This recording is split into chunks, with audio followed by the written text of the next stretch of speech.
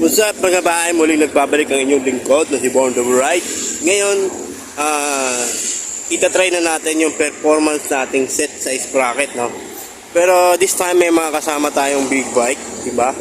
Kasama pa rin dyan yung SBR, yun ang Big Bike Riders Club. So bukod tanging naka-underbone si snipe natin, ayun yung sprocket, no? So itatry lang natin kung anong performance ng 1548. Kasi so nagamit ko naman siya pero mabagal lang ang takbo, hindi ko pa siya natatry sa high speed, no, sa talagang rektahan o pakpakan talaga. Ayan po si ating apo. So may CBR dito, Super 4. So hinihintay pa natin yung iba nating kasama, no. Halos mostly naka 650 at 400, no, Ninja. So meron din tayong makakasamang lady rider na R15. So ngayon matatry talaga natin itong set na ito. So abangan nyo lang mga bay, kapit na kayo dyan. Ayan na mga bay, gogoro na kami. Girap na girap. Una kayong dalawa? Una kami dalawa? Alright guys, let's go!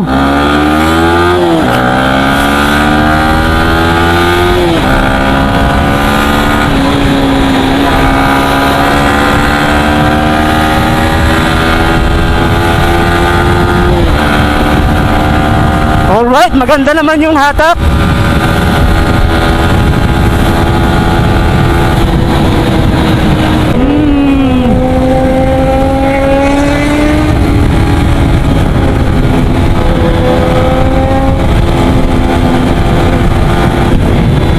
Sabi mga bay, hindi ko makuha yung top.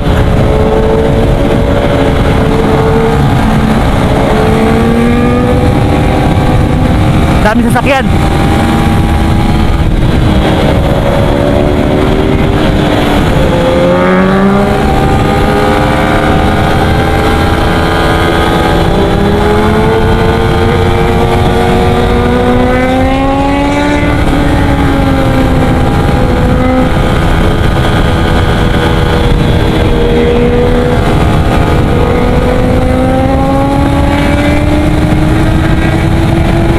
Hindi lang makadikit.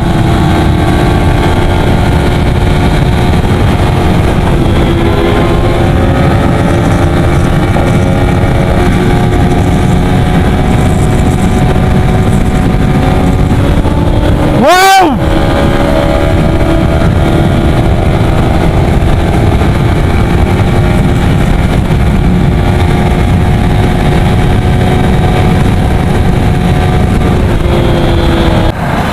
So ayun na nga mga bay, na testing na natin yung performance ng combination sprocket no, na 1548 mga bay. So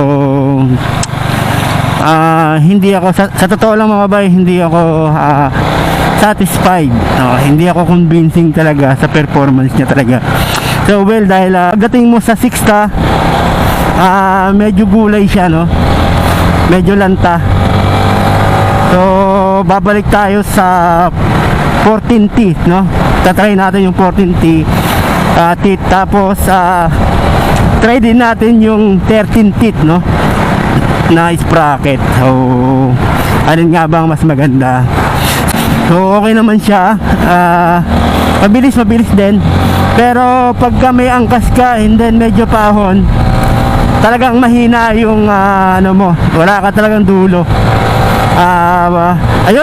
Ayun lang masasabi ko. Sana nag-enjoy kayo at nakakuha kayo ng idea tungkol sa tayo sa 14. Magpo 14 tick tayo, no? Dahil nahihinaan ako sa ano, mas malakas pa yung dati. Napaka-torque pa nung 1346 ko. Mas torque siya kahit yung dulo buhay na buhay. Ayan. So hope nag-enjoy kayo mga bay. Ito nga pala si Born to be Right. Peace po sa inyo. Please don't forget to like and share at subscribe nyo na rin itong channel ko. Alright, bye sa inyo mga bay.